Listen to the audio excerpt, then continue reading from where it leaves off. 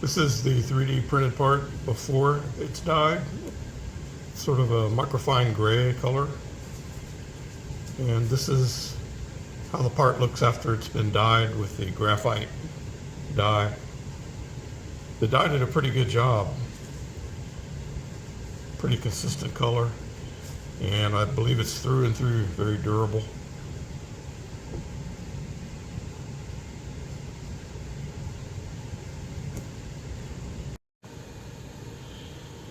Today I'm going to be dyeing these 3D printed parts black using this RIT dye more.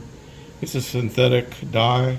This color is graphite for polyester, nylon, and acrylics. And I believe it'll do very well on these 3D printed parts. These are microfine gray parts, and this is microfine green. All of it is from Proto Labs. So I'll get started on the process.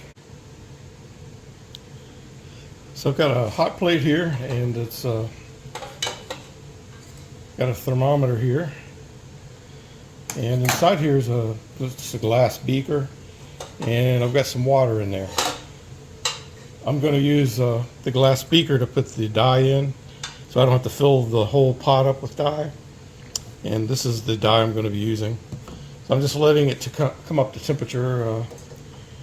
The instructions recommend the dye be up at 200 degrees Fahrenheit.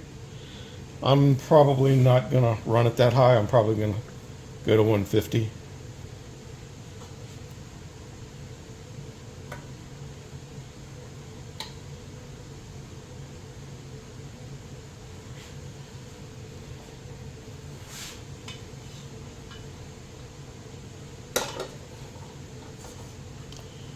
So I'm going to go ahead and put the parts in the jar.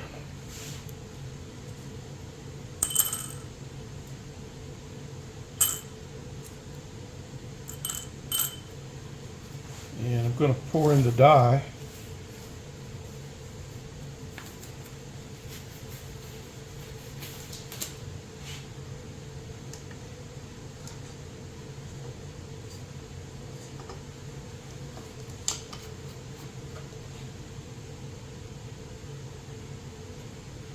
Here we go.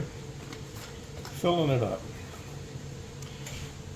Now all I have to do is put this inside there and let the water get hot. The water will transfer the heat to the dye.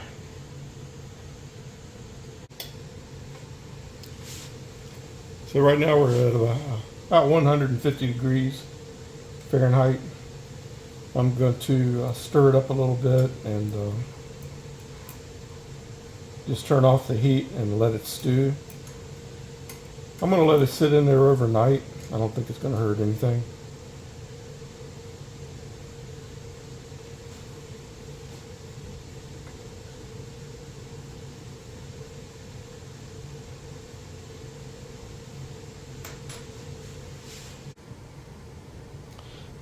So I'm just going to put the lid on it and let it sit a few days and let the dye really soak in. I'm going to leave the thermometer in there to as a warning for everyone to leave it alone, don't touch it as it's cooling down.